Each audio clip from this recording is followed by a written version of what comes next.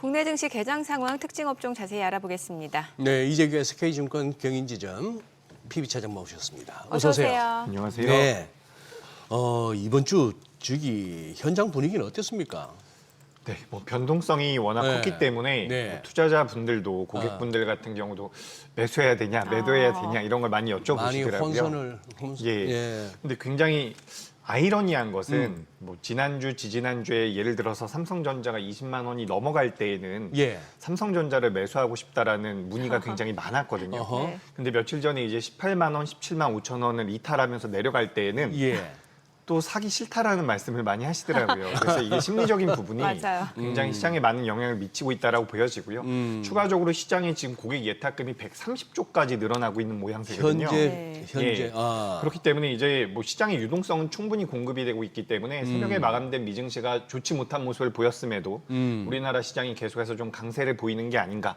그래서 이 유동성이 무조건 시장의 상승을 담보하는 것은 아니지만 뭐 시장에 있는 글로벌 정세에서 이런 지정적 리스크라든지 여러 가지 매크로적인 부분들이 조금만 안정이 되더라도 이 유동성을 이용해서라기보다는 유동성이 공급이 되고 있는 상태이기 때문에 네. 우리 시장은 전반적으로 그래도 글로벌 증시에서 다른 국가들보다는 그래도 안정적인 모습이 나올 수 있지 않을까 저는 이렇게 좀 판단하고 있습니다. 오늘도 지금 이제 장 열리고 23분, 채 30분도 안 됐는데 거의 8,500을 순매수예요, 개인이 거래소에서. 예.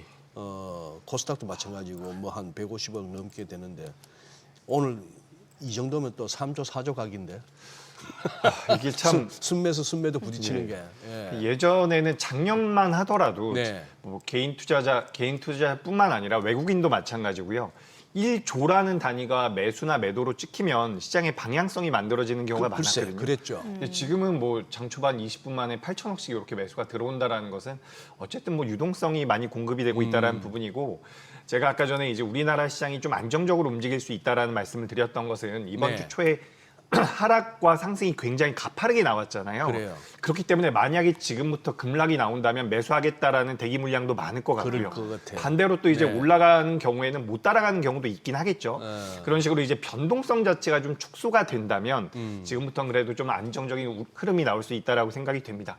그리고 이 거래 대금 자체는 저는 참 이해가 안 될 정도로 너무 크게 나오고 있는데 네. 거래 대금이. 또 어떻게 생각을 해보면 우리나라 종합주가지수 자체가 규모가 굉장히 커졌죠. 예. 지금 보면 코스피가 5,000조 정도 되고요.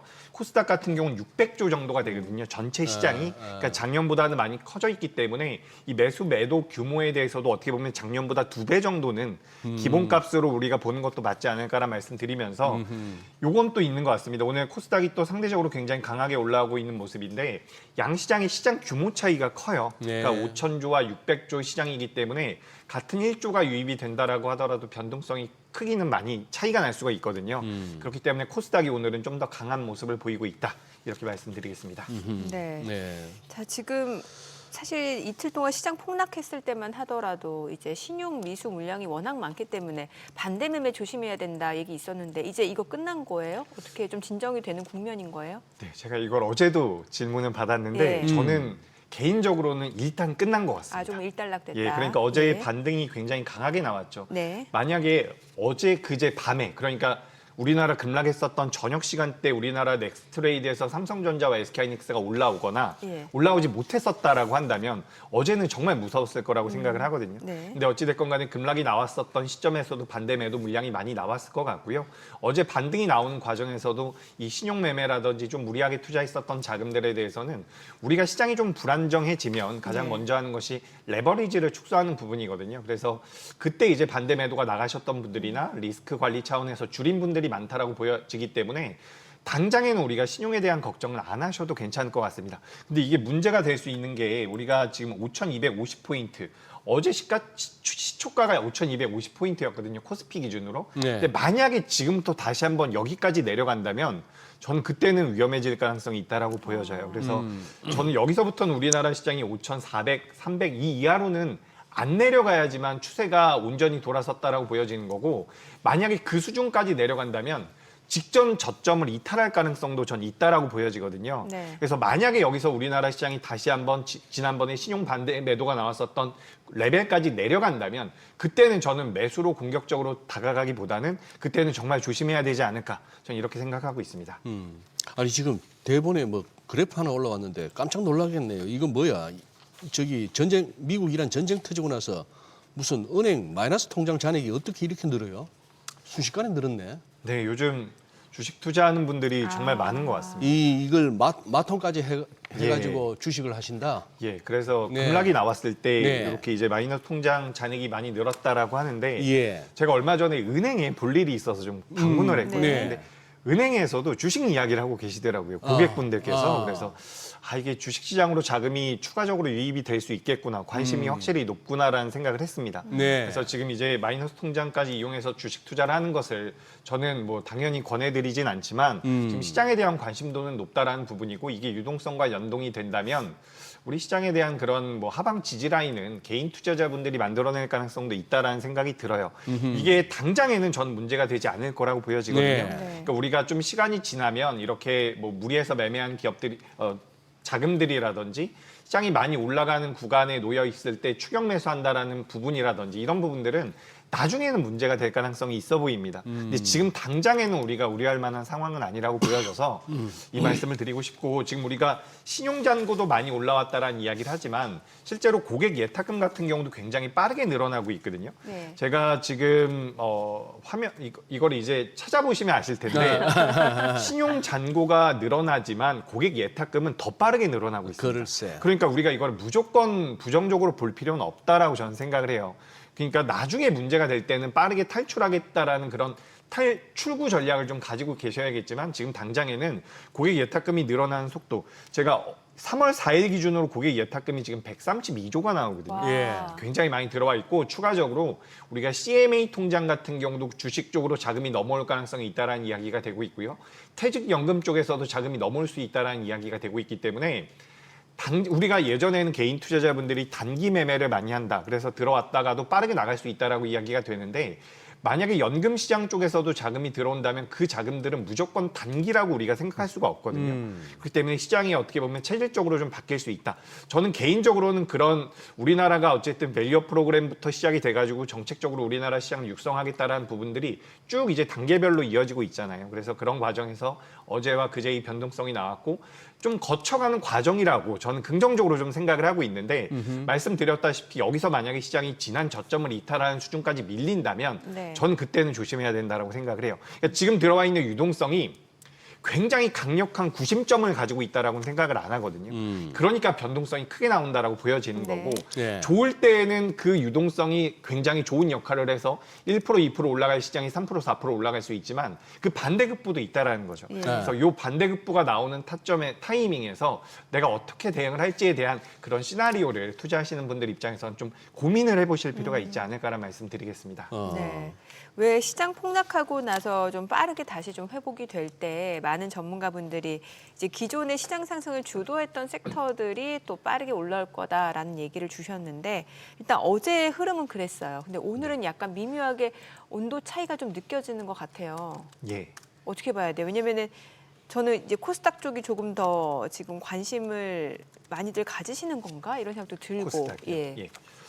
맞는 말씀인 것 같습니다. 코스닥 쪽에 대한 관심이 좀 높고 예. 지금 우리가 그 액티브 ETF에 대해서도 시장에서 이야기를 많이 하고 있죠. 그렇다라고 한다면 자금이 유입될 가능성이 높다라는 관점, 추가적으로 코스닥은 규모가 작기 때문에 비슷한 수준의 금액이 들어왔을 때 훨씬 더 변동성이 잘 나올 수 있다라는 거죠. 네. 게다가 이제 작년부터 올해까지 삼성전자, SK하이닉스, 현대차 같은 이제 시가총액 상위주들, 코스피 종목군들이 시장을 강하게 이끌었었기 때문에 거기서 이제 수익 실현을 한 투자자들 같은 경우는 어떻게 보면 그동안 많이 못 올라왔었던 쪽으로도 자금이 좀 넘어가는 게 아닌가라고 생각이 됩니다. 우리가 펀더멘탈이라든지 앞으로 만들어낼 수 있는 매출과 영업이익을 기반으로 한다면 코스피가 여전히 매력적인 건 맞다라고 보여지는데 주식시장이라는 게 그렇게 산술적으로만 진행이 되는 게 아니기 때문에 투심이 코스닥 쪽으로 좀 더 몰린다라고 한다면 코스닥 쪽이 강세를 보일 가능성은 분명히 있어 네, 보여요. 네. 단기적으로. 다만 이제 그제처럼 우리나라 시장이 전체적으로 밀릴 때는 이거는 뭐 제가 이번에 그렇게 하십시오라고 말씀드리는 게 아니라 앞으로 주식 투자를 뭐 3년, 5년, 10년 하실 텐데 이런 생각을 해보시는 게 좋습니다. 시장이 강하게 올라갈 때 가장 강하게 올라갔었던 우리가 주도 섹터라고 이야기를 많이 하죠. 삼성전자와 SK하이닉스가 15% 하락을 하고 코스닥 쪽에 상장되어 있는 중소형 기업들이 15% 하락을 하면 그때는 중소형주들을 매도해서 삼성전자나 SK하이닉스로 넘어가는 게 전 맞다라고 생각을 해요. 그러니까 삼성전자가 3% 빠지고 중소형 기업들이 10% 빠지면 이거는 종목 교체에 대해서는 고민을 해봐야 되는데 같이 많이 밀린다라고 한다면 그동안 시장을 이끌어왔었던 대장주의 성격을 띠고 있는 종목들로는 저는 교체가 맞다라고 생각을 하거든요. 그래서 엊그제 급락이 나왔을 때는 만약에 내가 그동안 시장에 그런 중심에 있는 업종이 없었을 경우에는 종목을 바꾸는 게 맞았다라는 말씀 드리고 네. 그다음에 이제 반등이 나온 현재 시점에서 그러니까 저는 그렇게 생각을 하는 거죠. 급락 나오고 나서 급등이 나왔었던 어제까지가 어떻게 보면은 기술적 반등, 뭐 펀더멘탈도 분명히 있습니다. 근데 어쨌든 반등을 해서 제자리로 돌아왔다라는 생각을 전 하고 있고 오늘부터가 어떻게 보면 본격적으로 3월달과 4월달, 5월달에 대한 그런 흐름을 가늠해 볼 수 있는 하루가 아닐까라고 예. 생각이 되거든요. 그런 관점에서 본다면 저는 코스닥 쪽도 매력적이다. 다만 시장이 전체적으로 밀리고 이것도 저것도 다 같이 밀릴 때에는 주도 섹터라든지 앞으로 이제 수치가 찍히는 쪽에 대한 그런 포트의 재구성도 한 번 정도는 고려해 보시는 게 맞지 않을까를 말씀드리겠습니다. 네, 그래요. 이차장님 지금 뭐 지수도 그렇고 종목별로도 그렇고 이렇게 분차트로 보면은 뭐 천하제일 단타대회가 지금 전개 중인데, 예. 아니 지금 이 상황을 어떻게 이해해야 됩니까? 오늘 저기 코스닥 지수는 개장 초 뭐 3.39%가 최고예요, 고점이. 예. 그런데 이게 코스닥 150 이게 또 사이드카가 발동됐어요. 이게 뭐 6.36%까지 치솟는 바람에 이거는 지금 선물하고 이 실제 코스닥 현물 지수하고 차이가 너무 나는데 선물 쪽에서 이렇게까지 한다는 게 여기서도 지금 뭔가 이 선수들 사이에 투기적 거래가 좀 활발하게 벌어지고 있다 이렇게 이해를 해야 될까요? 어떻게 봐야 될까요, 이거? 네, 그렇게 보셔도 좋을 것 같고요. 어. 제가 오늘 보니까 그 네. 코스닥 150에 편입이 될 수 있는 종목들도 한번 이제 내용들이 쭉 돈 것 예. 같아요. 그래서 이제 코스닥 150에 대한 기대감이 반영이 되고 있는 것 같고 네. 이거는 뭐 지난주에도 그랬고요. 예. 이번 주에는 제가 확인을 못했지만 지난주 같은 경우도 코스닥이 1% 올라가면 코스닥 150 같은 경우는 2%가 올라갔거든요. 그 정도로? 그러니까 코스닥에 상장되어 있는 시가총액 상위 기업들로 자금이 많이 몰리고 있는 것 같다라고 생각을 합니다. 그래서 우리가 예전에 몇 년 전만 하더라도 내가 종목을 정말 잘 분석을 해서 이 종목으로 좋은 수익을 내야지라는 관점으로 투자를 했을 때 어떻게 보면 시장 대비해서 좋은 수익이 나왔다면 네. 지금은 시가총액 상위 종목군들로 이런 패시브성 자금들이 많이 들어가고 있는 것 같습니다. 그래서 코스닥 150이 어떻게 보면 코스닥 전체 지수보다는 강세를 보이는 흐름이 정책적인 부분에 대한 수혜도 받을 수가 있겠죠. 어쨌든 자금이 많이 유입될 수 있는 부분들이 있기 때문에 변동성이 좀 더 크게 나오고 있다라고 보시면 좋을 것 같고 이 흐름은 저는 당분간 이어질 가능성이 높아 보여요. 그도 뭐 액티브 코스닥 뭐 패시브뿐만 아니라 액티브까지도 ETF가 나온다니까. 그렇죠. 이제 액티브 ETF 펀드가 나오게 되면 저는 그러니까 이런 고민은 요즘에 좀 하거든요. 그러니까 우리가 코스피 같은 경우는 삼성전자와 SK하이닉스가 차지하는 비중이 굉장히 크죠. 예. 그래서 코덱스 200이라고 하는 지수를 추종하는 ETF의 수익률이 굉장히 좋았거든요. 삼성전자와 SK하이닉스가 많이 올라갔기 때문에 지수를 추종하는 ETF의 수익률이 굉장히 좋았습니다. 네. 근데 이제 코스닥 같은 경우도 많은 투자자분들이 그런 생각을 하세요.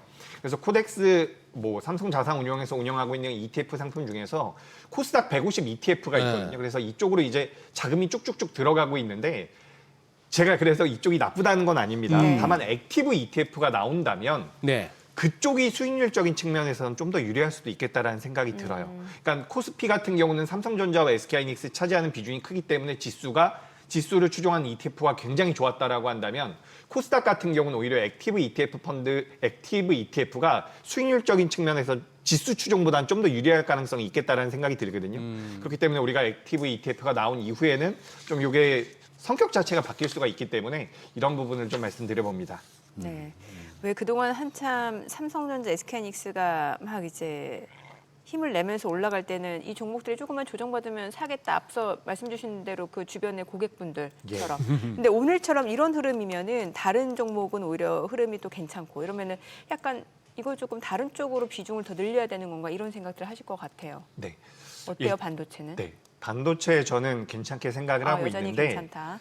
그런 건 있어요. 어제 반등이 우리나라 시장이 나온 이후에 많은 분들이 그런 고민을 하시더라고요. 이게 네. 진짜 쭉쭉쭉 올라갈 수 있는 반등이냐? 네. 아니면 뭐 그 잠깐 일시적인 기술적 반등이냐라는 말씀을 많이 하시는데 저는 오늘 그리고 다음 주 초가 굉장히 중요하다라고 생각을 하거든요. 어제 우리나라 장 마감된 이후에 뭐 유럽 증시도 하락을 했고요. 뭐 우리나라 환율도 올라갔고요. 미증시 같은 경우도 오늘 새벽에 보시면 아시겠지만 네. 하락이 좀 나왔거든요. 네. 지금 미증시 같은 경우가 온전하게 상승 채널로 들어갔다라고 볼 수가 없습니다. 네. 그래서 저는 아까 전에 말씀드렸던 게 낙폭이 크게 나왔다가 반등이 나오면서 일단 제자리로는 돌아왔는데 여기서부터 중요하다라고 생각을 하는 거죠.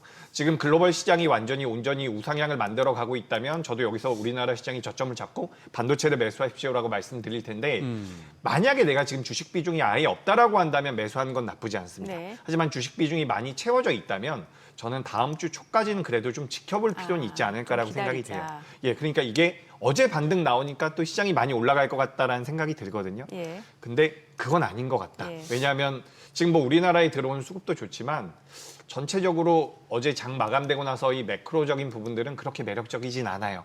그래서 이 부분들에 대한 어떻게 보면 좀 진정되는 모습을 보고서 접근을 했을 때 좀 더 안정적인 투자를 할 수 있을 것 같습니다.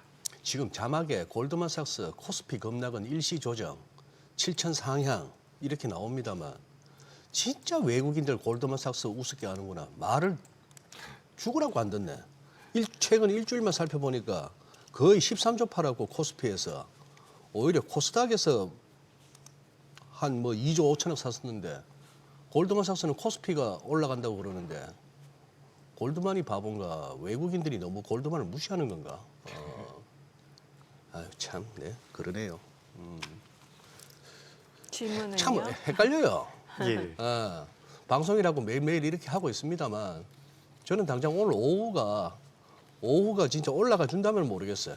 올라가 준다면 모르겠고 5,850도 올라서면은 진짜 이거는 그저께 그걸로 이제 바닥 본 건데 야, 이 변동성 장을 우리 뭡니까 단타로 이렇게 대응하시거나 스캘핑으로 하시는 분들이 아닌 우리 개인 투자자분들 우리 대부분의 시청자분들은 야 이렇게 그냥 장중에 너무 안 보셨으면 좋겠네 시세를. 네, 그죠? 맞습니다. 예, 아침에 뭐 머니 잘 때까지만 보시고. 왜 지나고 보면 이게 변동성이 있었는지 없었는지도 모르고 왜 장기 투자하시는 분들은 그래요 보면은 참 안 보면 뭔 일이 있었어? 예, 모르세요 예, 대부분. 그러니까. 예. 근데 이게 뭐 네. 아까 7천 포인트 네. 이야기 나왔는데 지금 제가 자료를 어제 좀 찾아보니까 우리가 2월 2일 날 SK하이닉스와 삼성전자에 대한 그런 PER이라고 해서 이제 우리가 가치가 고평가되어 있는지 저평가되어 있는지 따져볼 수 있는 수치가 있는데 우리나라 삼성전자와 하이닉스가 당시보다 지금 주가가 8%에서 10% 정도 올라와 있는 것 같거든요. 근데 2월 2일 날 종가 기준으로 봤을 때 우리나라 삼성전자와 SK하이닉스 두 기업이 글로벌 빅테크 기업들에 비해서 PER이 굉장히 저평가되어 있었습니다. 주가가 8%에서 12% 정도 올라왔다라고 하더라도 당시 2월 2일 날 우리가 예상했었던 삼성전자와 SK하이닉스의 영업이익 추정치가 지금 당시보다 지금 30% 이상 올라와 있거든요. 네. 그렇다라고 한다면 우리나라 기업들은 더 저평가가 되어 있는 상황이라는 거죠.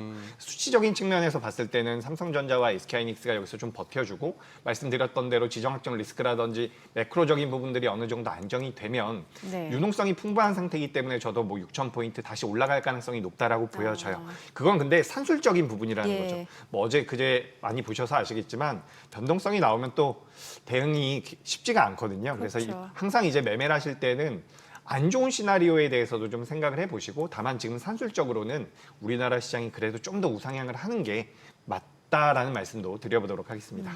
그러면은 이제 차장님 말씀처럼 이제 매크로적인 환경 자체가 조금 증시에 우호적으로 바뀌게 되면은 어떤 섹터들 위주로 좀 포트폴리오가 구성이 돼야 되는 거예요? 네, 저는 일단 반도체는 필요하다라고 예. 생각을 해요. 그러니까 오늘도 보시면 반도체 소부장 같은 경우는 여전히 견조한 모습들을 보여주고 있거든요. 그러니까 반도체 같은 경우도 사실 지난주에 SK하이닉스가 투자 캐펙스를 늘리겠다라는 기사가 좀 나왔었어요. 당시에 이제 저는 그러면 SK하이닉스에는 안 좋진 않을까라는 걱정도 좀 했었는데 당시엔 주가가 올라오더라고요. 예.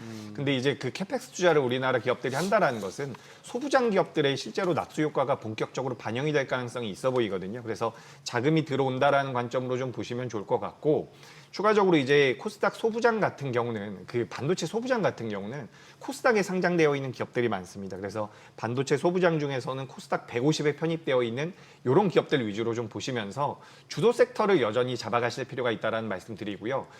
이틀 전에 우리나라 시장 많이 밀릴 때 저는 이제 금융주 쪽도 다시 좀 보는 게 어떨까라는 생각이 들었거든요. 금융주? 뭐 증권주라든지 예. 은행주 같은 경우도 단기적으로 낙폭이 크면 어쨌든 우리가 3차 상법 개정이 진행된 이후에도 뭐 주가 누르기 방지법이라든지 여러 가지 뭐 정책적인 부분들이 반영이 되고 있고, 그 급락을 통해서 증권주들과 은행주들 같은 경우는 다시 한번 추가적인 상승 여력을 우리가 가늠할 수 있는 PBR이나 PER 기준에서 어느 정도 내려온 부분들이 있어서 네. 가격적인 메리트도 좀 다시 한번 생긴 것 같습니다. 그래서 반도체와 저는 금융 쪽을 좀 보시는 게 어떨까라는 말씀드리고, 코스닥 같은 경우, 그러니까 제가 만약에 오늘 방송에서 코스닥이 굉장히 좋습니다라고 네. 말씀드리면 코스닥이 전체 포트폴리오에서 뭐 70%, 80% 들어갈 만큼 좋다라는 의미는 아닙니다. 이게 왜 예. 그러냐면 우리나라 코스피가 5,000조의 시장이 코스닥이 600조의 시장입니다.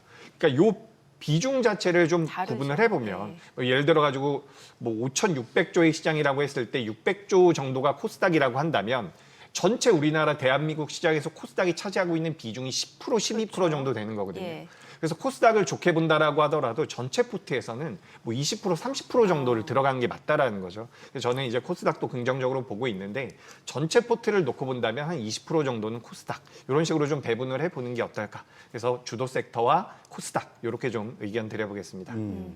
지금 뭐 방산주 너무 좋아요 지금. 이쪽은 뭐 현 상황에서는 딱히 그렇게 뭐 보수적일 이유가 없다고 보시는지? 네, 저 방산주는 굉장히 지금 어제 많은 생각이 들더라고요. 어제. 예, 그러니까 글쎄. 우리가 며칠 예. 전에 시장 급락할 때 방산주가 반등이 나왔잖아요. 네. 지정학적 예, 리스크가 예. 있다라고 해서 반등이 나왔고, 그 다음 날에는 우리나라 시장이 반등을 하는데 방산주 일부는 빠졌어요. 맞아요. 그래서 이게 어제. 그제요. 그제. 좀 빠지는 모습, 그제가 아닌가요? 제가 이게 좀 날짜가 헷갈리는데, 그러니까 이 방산주라는 게 약간 시장의 해지 성향을 가지고 있다라고 저는 생각을 예, 했거든요. 예. 근데 어제 같은 경우는 방산주가 굉장히 강하게 올라왔죠. 맞아요. 그러니까 제가 이 방산주가 올라오면서 두 가지 생각을 했어요. 한 가지는 그 이란의 지정학적 리스크가 장기화될 수도 있겠구나라는 생각도 했습니다. 예. 근데 전 이것보다는 두 번째 명분이 좀 더 이제 방산주에 대해서 제가 좋게 보게 된 계기인 것 같은데, 이게 시스템적으로 구조적으로 방산 쪽에 대한 수요가 폭증할 것이다라는 생각이 계속 들더라고요. 그래요. 지금 그러니까 뭐 방산이 우리나라 해지 성향을 띠면서 반도체가 올라갈 때는 밀리는 모습도 나오고 지수와 좀 반대로 가는 모양새가 있었는데 예. 이번에 어제는 같이 올라갔거든요. 예. 같이 올라가는 모습을 보면서 방산 쪽, 그러니까 지금 뭐 유럽에 대한 지정학적 리스크도 있고 여러 가지 내용들이 있는데, 뭐 LIG 넥슨을 제가 예로 들어서 말씀드려보자면 이게 얼마 전까지만 하더라도 시가총액이 10조대 기업이었거든요.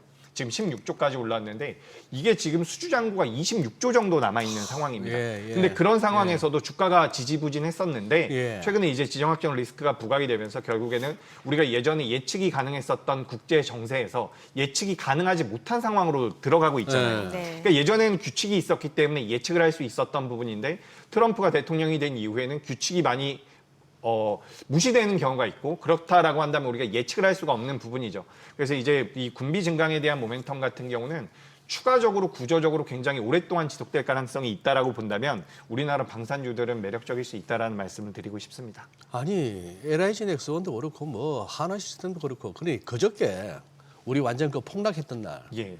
그날 진짜 이 방산주들이 진짜 뭐랄까 황당했어요. 예. 거의 뭐 상한가 갈 듯이 하다가 낙폭이 뭐 10%, 20%까지 가고. 그러니 만약에 이거 LIG 넥슨을 갖다가 그날 한 60만 원에서 이거 못 참겠다고 던지신 분들은 지금 이거 거의 뭐 90만 원 가자고 그러고 있으니 이게 이틀 사이에. 예. 야. 이게 저도 이제 막 따져 보니까 네. LIG 넥슨은 굉장히 강한 모습이었고, 예. 지금 뭐 현대로템이라든지 한화 에어로스페이스 같은 다른 대형주들을 보면 화요일 날 우리나라 시장 급락 나올 때 올라갔거든요. 네네. 근데 수요일 날 우리나라 급락 나올 때 또 같이 밀렸었어요. 그러니까 이게 해지 성향의 변동성이 아니었다라는 거죠. 근데 이제 어제 같은 경우는 같이 올라오는 모습이 이게 그 지정학적 리스크만 반영된 것이 아니라 시스템적인 구조적인 변화에 대한 기대감이 우리나라 방산주들에 좀 반영이 되고 있는 것 같고요. 중동 쪽에서 우리나라 기업들이 수주를 받는 물량들은 유럽 쪽에서 수주를 받았던 물량들보다 수익성이 좋다라고 하거든요. 그래서 그런 부분들이 올해 2분기부터 실적에 반영이 된다라고 합니다. 근데 그런 이후에 추가적인 수주를 받는다라고 한다면 실적이 더 좋아질 수가 있겠죠. 그런 관점에서도 저는 방산주는 긍정적이어 보입니다. 네, 오늘 내용 잘 그래요. 들었습니다. 고맙습니다. 감사합니다.